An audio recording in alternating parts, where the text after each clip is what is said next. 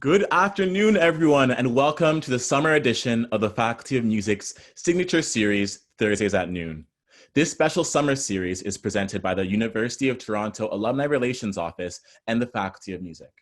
My name is Korin Thomas-Smith, and I have the honor and pleasure and privilege of being your host today.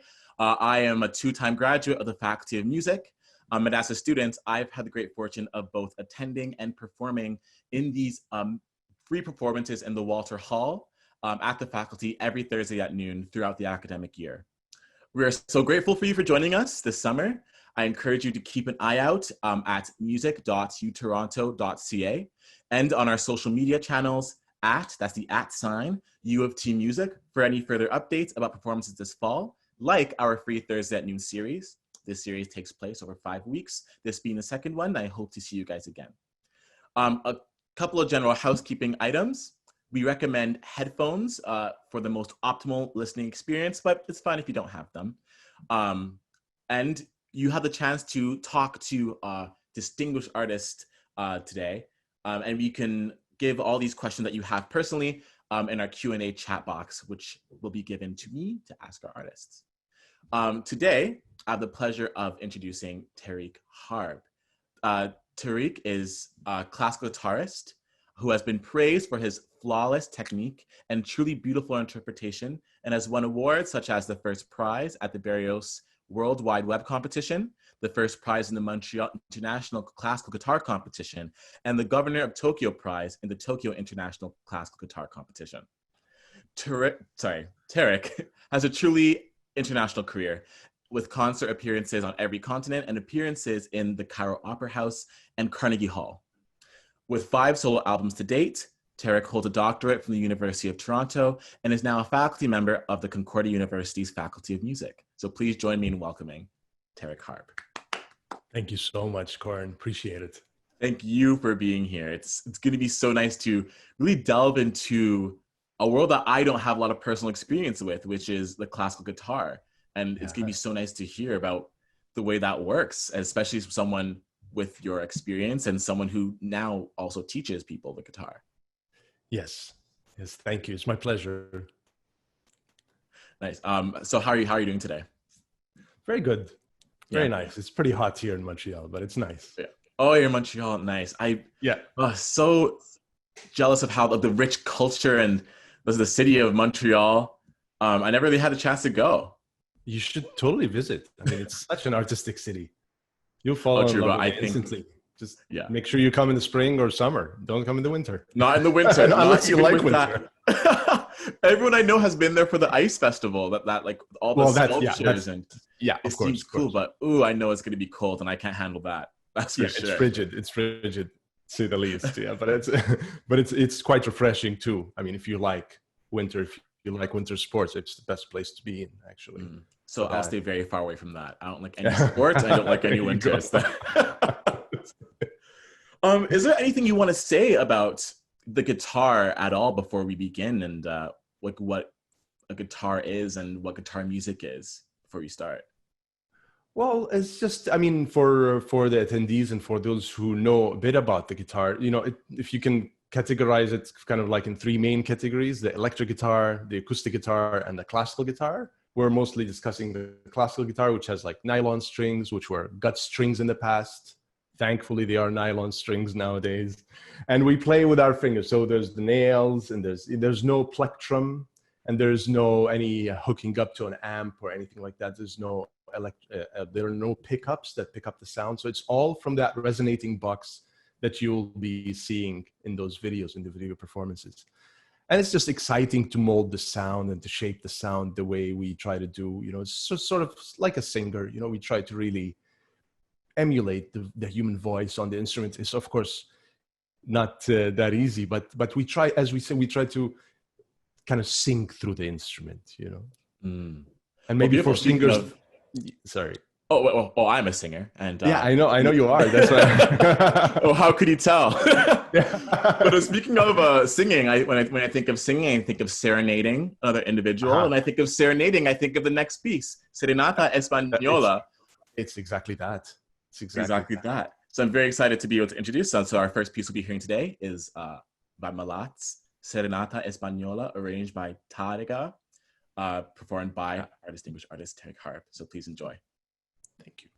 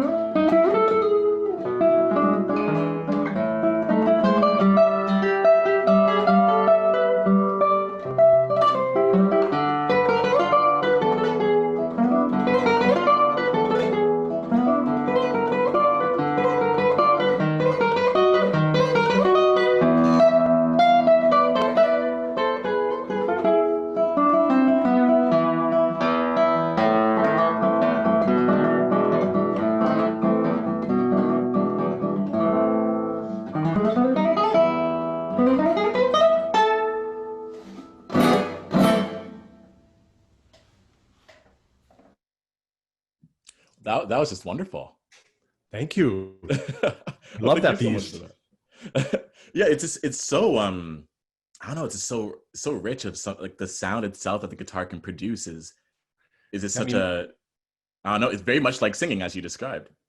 I mean, we try to sing while doing everything else. You know, that's you're playing the melody line and you're orchestrating all the accompanying lines and, you know, trying to make it all blend in a convincing way. I mean, it's originally for piano, so also you're dealing with a bit of a thicker texture. Mm-hmm. So it's always challenging, but I mean, it's so much fun to do. So it looks like, for sure. A question for you. So that song, it's obviously it has a sort of like Spanish flair to it. Is all the kind of classical repertoire based upon on like Spain or in that place, or like what kind of repertoire? How do you get the repertoire from that? The classical guitar itself, using the romantic guitar, which was a bit smaller than the one that you just saw. You know, it was mainly famous in Paris. That was really the hub of the classical guitars back then. We're talking like 18th century. Well, Yeah, like 1820, 1870, all that time period, even a bit before that, a bit after that. So Paris, think Paris, London, even Spaniards like Fernando Sor, or Italians like Matteo Carcassi or Giuliani, they were really between Vienna and Paris. Those kind of were the hubs for as they were for Western art music. So that was really where the music was coming out of. And we have a lot of didactic work coming out of that, a lot of studies, a lot of methods coming from those players. But then there's the more earthy, more raw kind of flamenco guitar that a lot of classical music borrows from, borrows some of its forms, some of its styles, some of the idiomatic way of playing the guitar in a flamenco manner. We see a lot of that in classical repertoire, like this piece. As you notice, there's one of the sections that really uses that Phrygian cadence, that flamenco kind of very well-known cadence, which is influenced by the Moorish, Jewish type of art that was really built upon all these cultures that we have the flamenco kind of flair come out of. And a lot of classical music, classical composers use these forms to really build a lot of pieces of their own pieces on that. So like Isaac Albeniz, like Enrique Granados, like here Malats with his hit Serenata Española, so they did a lot of that. So you can say it was more Italian, probably Spanish based in general. Now, nice. Of course, it's all over the world. There's the American School, Canadian, of course, the big hub here in Toronto, where you are. I assume you are in Toronto now, right? Yeah, still here in my bunker, in my, my student apartment. Yeah. Big hub of classical guitar in Toronto since the 40s, actually. Mm-hmm. So yeah, it's really originally from that, and because the guitar, is such a popular instrument, there's the whole South American culture also. And now we see even in East Asia, like in the Far East, also there's a whole new culture coming out. So we have a lot of influences from many musics, if you may, that filter in through our repertoire. So you can sort of specialize in being only a classical guitarist, playing classical repertoire, and going through in that route. You can also just really focus on being more of a South American guitars, playing bossa nova and sambas and all the dances that they have over there. I mean, it's really so rich because of that, because of its popularity and gleaning from all these cultures, that really in a recital program you can have themes of all these cultures in one recital program. So as a performer, you have to really learn how to do that. For sure, there seems to be a lot of versatility in the way that you can use guitar. We have a question from the audience.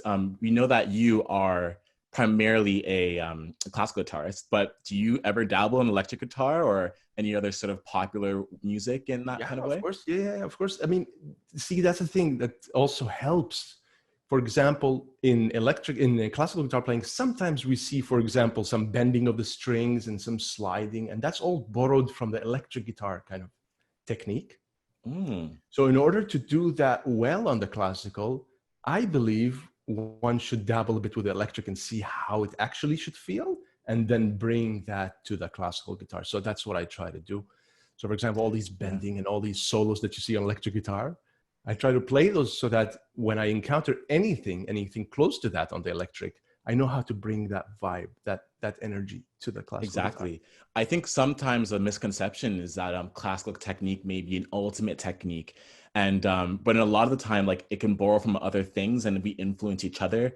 I know a lot of singers, a lot of great singers that I know really learned how to sing from when they did musical theater, and they were able to take musical theater technique and concepts and they bring it to the operatic singing, and it influences how they perform and interpret that. Absolutely. Yeah. I think it's very important to know kind of a wholesome technique, if you may. Yeah, so that be a well-rounded musician. Yeah, in a way, because we play so many different styles. So if I'm going to play something from South America, I will play it a bit differently than if I'm playing something from Italy. Especially the way you handle the chords and the way you handle the voicings, and it's very important. I think it's almost like, because it also helps transport the audience to those worlds. And the audience feels like such a diversity in your performance. And I think that kind of gives a good impression in the end. For sure. I feel like, especially with guitar, like we all kind of know the flamenco style. Like the thing about the guitar is that it's so kind of iconic in the way in which like we know the repertoire for some guitar. Like, we know the musical language we're already familiar with. Like you mentioned that there's a particular scale. Was it the Phrygian that you said? Yeah, the Phrygian cadence you have. We're Phrygian cadence. not going to talk technicalities, but that's very much a Spanish sounding cadence. It's very familiar, like kind of how we use when we reference like Orientalism in music. The pentatonic scale always is something that's used. It's kind of like, it's very much like that in that flavor. I wanted to ask you, we have another audience question. What is your process of learning new pieces for a concert? Do you watch and listen and to others before you play? How does recording, maybe other people's recordings, influence how you interpret a piece? Yeah, I'm one of those musicians that tries to gear away from recorded material when I want to learn a certain piece. If it is a modern piece that is not so easy to understand, yes, I will listen to recordings, and many, in fact. But if it is a language that I'm familiar with, I try to not listen to any recordings, because I feel, and I do believe, that the score provides you with a lot of information and also has some room for your own creativity and exploration within the score. So I feel if I listen to too many recordings, I'm going to be liking this or that in the recording, and then therefore I'm going to be imitating a lot, and probably not necessarily be coming out with my own creative process there, or creative outlook on the piece. So I like to really just have a personal relationship with the score. That's very important for me.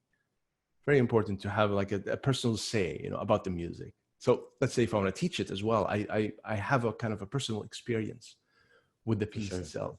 Yeah, for interpretation, I find that's usually yields a much more unique result. Mm-hmm.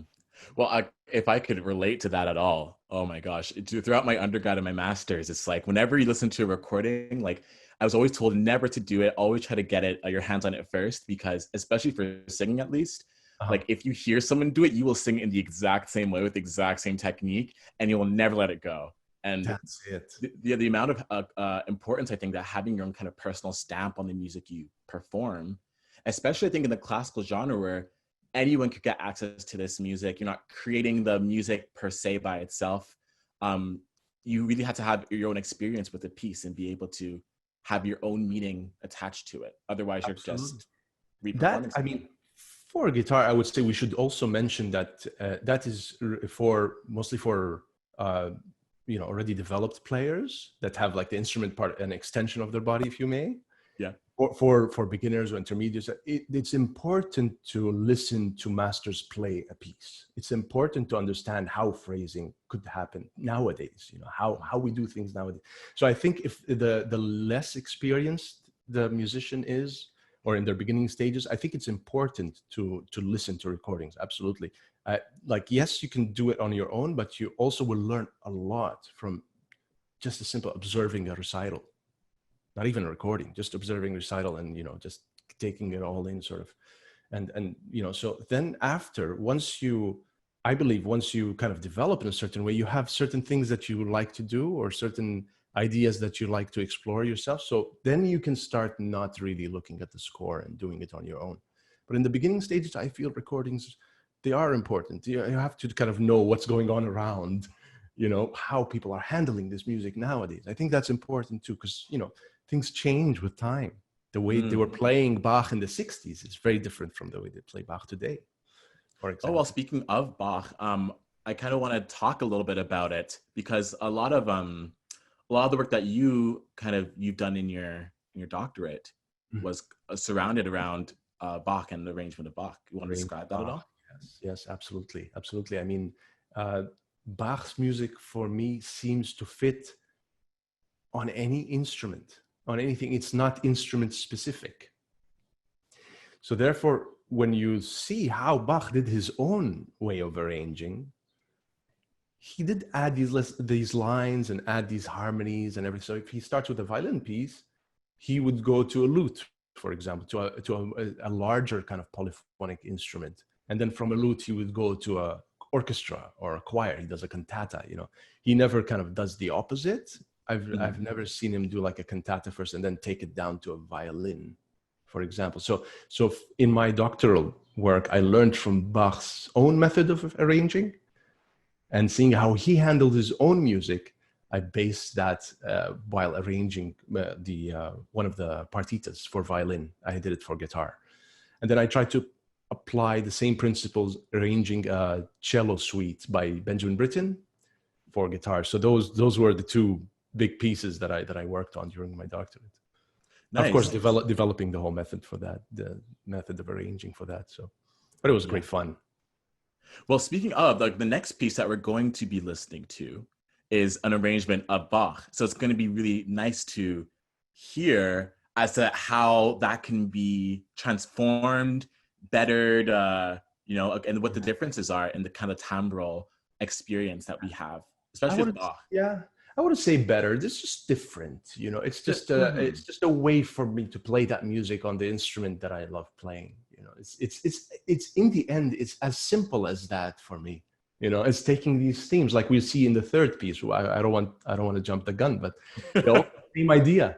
It's this music that I really love playing, and I probably played a little bit of in the past. In the Bach example here, I kind of dabbled with the theme back in the day, and now I found this great arrangement. And I'm sure the audience will recognize it immediately after just the first two notes, since it's been made famous by Hollywood, right? In Fantasia. Mm-hmm. Oh, for sure. Very. It's good. I think it's going to give me very Spanish Addams Family vibe when I hear it. Well, it was part of the Black Cat, right, in the 30s, the movie The Black Cat. Oh yeah. So without further ado, since we've spoken so much about it, our next piece that we'll be hearing is the Bach Toccata and Fugue, BWV number 565, arranged by Lopes, and I'm very excited to hear it.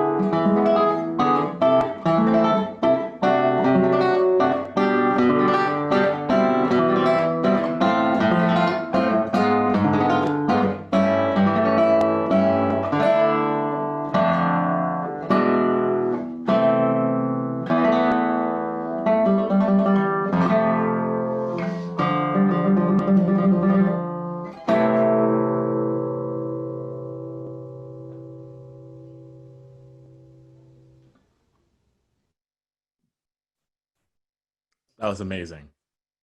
Thank you. Thank you very much. It's quite a monumental piece, this one. Oh, for sure. But it's crazy how I'm sure a lot of us have a familiarity with the piece, but how much the piece itself sounds like it was kind of just made for the guitar. I mean, it could sound like that given that main theme of the fugue that I think was perhaps first conceived on the violin. You know, that interchangeability between the open string and the melody in the bottom, the interchanging kind of, if you can imagine a bow, the way they do usually on the open string and then on the other string. So they go back and forth. And that's really the main theme of the fugue here. That is very much inspired by string music. Well, speaking of string music, I think that's also an interesting time to bring up the fact that you also are a trained violinist. Yes, I actually did an undergrad in violin performance. That's So when I how did this? I mean, that's a crazy story because, you know, I came to Canada first to do finance. So I was in John Molson School of Business here at Concordia. Funny how things turn around now. I'm back in Concordia, but a completely different field. Exactly. I did the finance and I graduated and I worked at Royal Bank for a bit. And then I worked at Investors Group as a financial advisor. And I was just starting to discover classical music back then. So I'm going to work with the headphones, with the suit and all that, going to work, listening to Johann Sebastian Bach. You know, I'm totally being in awe of this world that I have sort of kind of missed throughout my life as a kid and as a teenager. He was non-existent. And now in Canada, I discovered it again. And I was just kind of debating with myself, like, I really should be doing this if I love it that much. You know, I was like going crazy for it. So one day I just decided, okay, you know what? Since I played violin as a kid, I played it when I was 6 to 8 years old at a conservatory in Jordan, where I'm originally from. I'm like, you know what? Maybe I can actually start the violin again and just do this for real. So I bought a violin, I found a teacher, and I started practicing to do an audition for an undergrad. And once I got in, I dropped the finance. So I'm like, I'm going to quit the finance. I'm going to quit the corporate world because I didn't find myself there yet. So I'm just going to do the music thing, you know, and try to pursue that.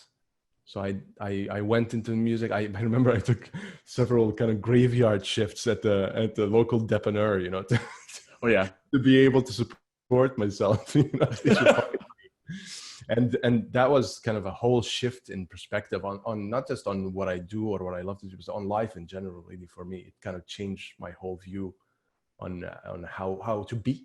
Simple as that.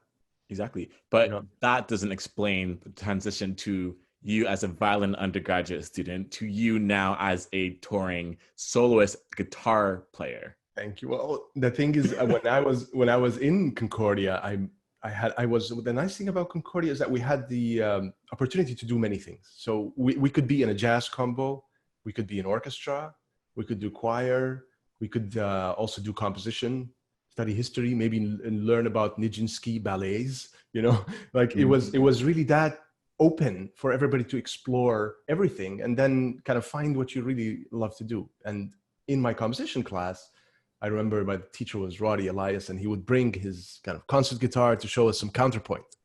And I was just blown away by the sound. I was like, that's incredible. Like this instrument, I played a little bit of acoustic guitar, you know, some rock, a bit of electric, as we mentioned before. So I was like, okay, now, like I do play a guitar, but I never dabbled with the classical side of it. I want to take lessons with Roddy. So I went and basically begging the dean at the time, the chair of the department, like, can I do 2 instruments, please? You know, because you're only allowed to do 1 private study, which is on 1 instrument, as you know. That's how it works usually in programs. So after like going several times to her office and basically telling her, I'm going to be your best student, I promise, I'm going to be doing really well, she then allowed me to have a private study with Roddy as well. So I was taking violin and guitar. And just the guitar kind of took off in a way. And before graduating, I had the opportunity to do a concerto with orchestra. And I'm like, okay, if that feels good, like if I do this concerto and it goes well and I feel good about it, I'm just going to apply for masters in guitar. So that's what happened. I did the Concerto de Aranjuez with the community orchestra here in Montreal. And it was just like, man, I was flying. It was incredible. It was just like no comparison between Tariq in the corporate world, Tariq playing guitar or violin. You know, it was just like major sign, no doubt, kind of it's a business, So like, you know what? Okay, it was a big decision to apply to masters with violin or guitar. Because on the violin, I was like very serious too. I was doing the Mendelssohn Concerto, and I was kind of learning Tchaikovsky Concerto and preparing it for masters. And then I'm like, I just went with guitar, applied. Oh, Siri wants me to talk. TCP. Not available. So that's when I applied for McGill in guitar. Nice.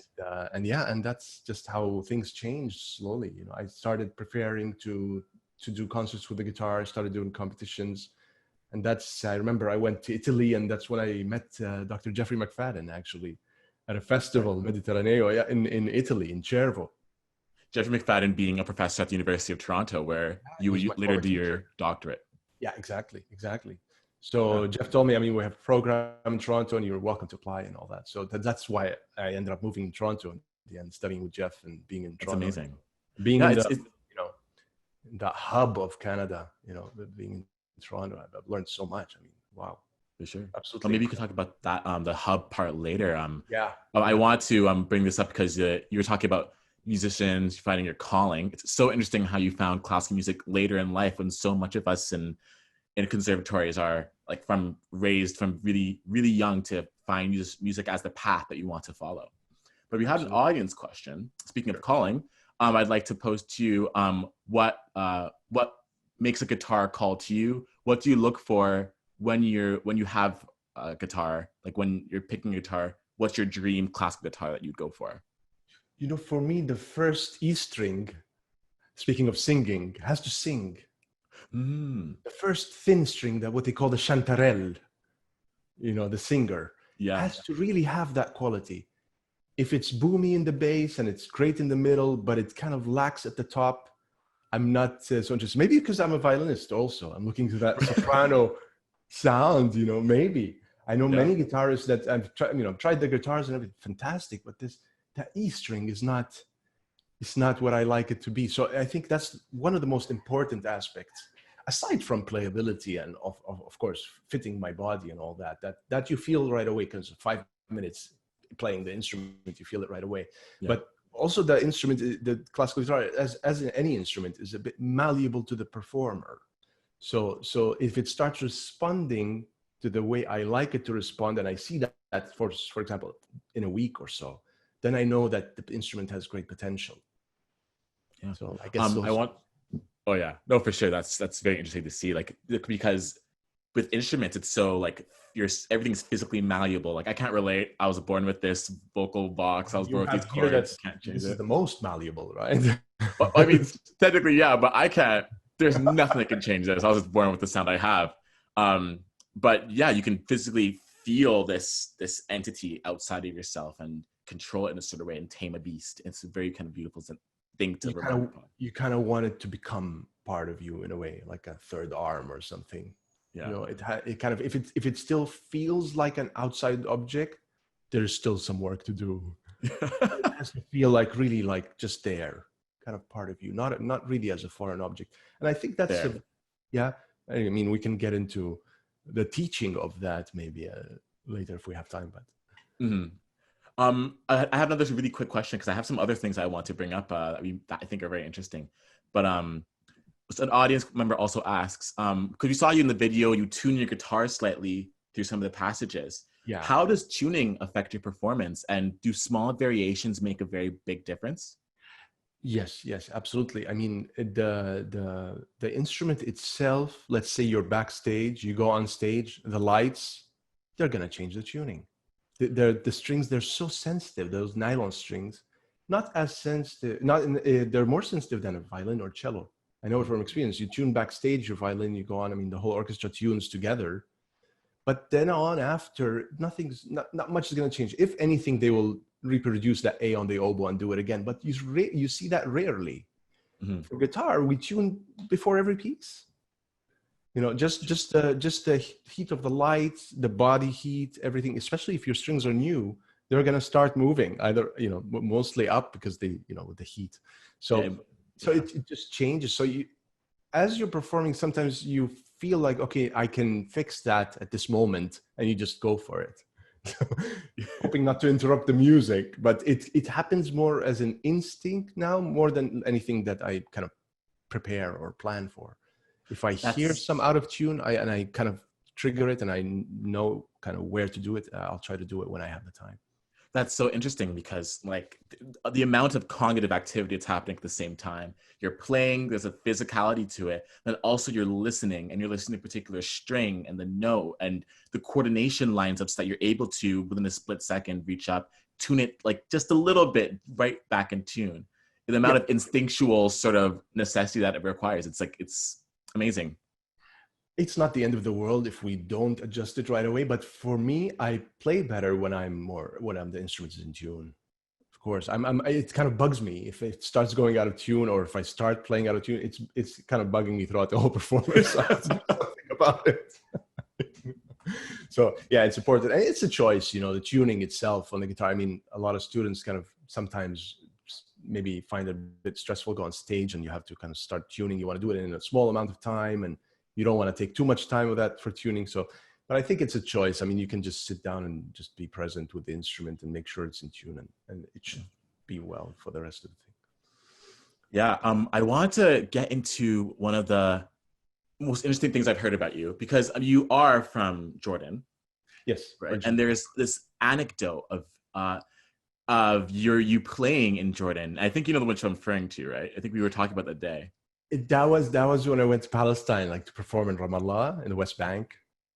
Yeah, so we had to go down, and I mean, it's just because to get into those areas, you need like permits and things like that. So it's not always possible, because you need the permit to be there on time and all that. But I always have a blast going there and performing. And in fact, during this now pandemic, I was supposed to be there in March, actually in Jerusalem and Ramallah and Bethlehem, to adjudicate a competition and to play a few concerts there. So I always try to take the music that I learn here, let's say in North America and Canada, and bring it back to those who are really passionate about it, but have no real access to it other than online nowadays.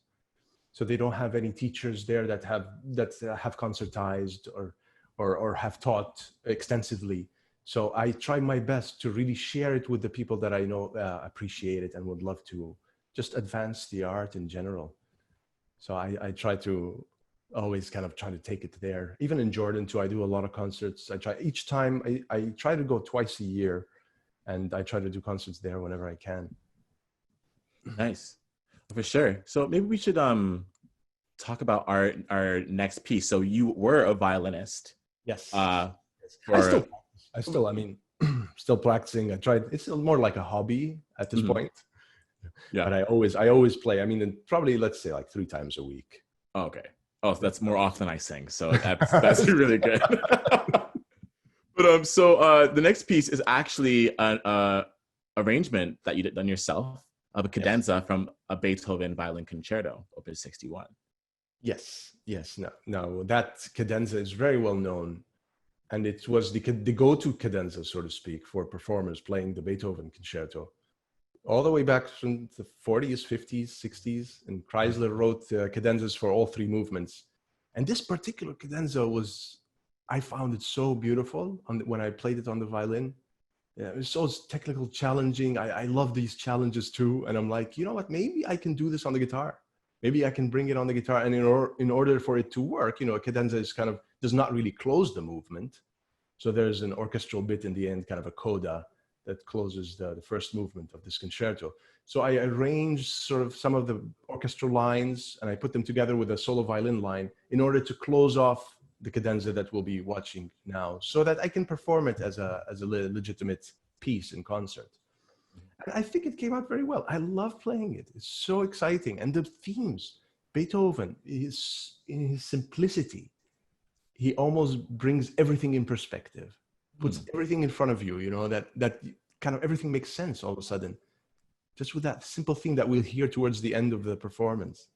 It's just so beautiful. So I'm like, I have to do this on guitar, And I chose to do it today because if you notice, all the 3 pieces are arrangements, just to kind of bounce off my thesis topic that I did in U of T, which was primarily engaged with arranging music for a soloist, for solo guitar.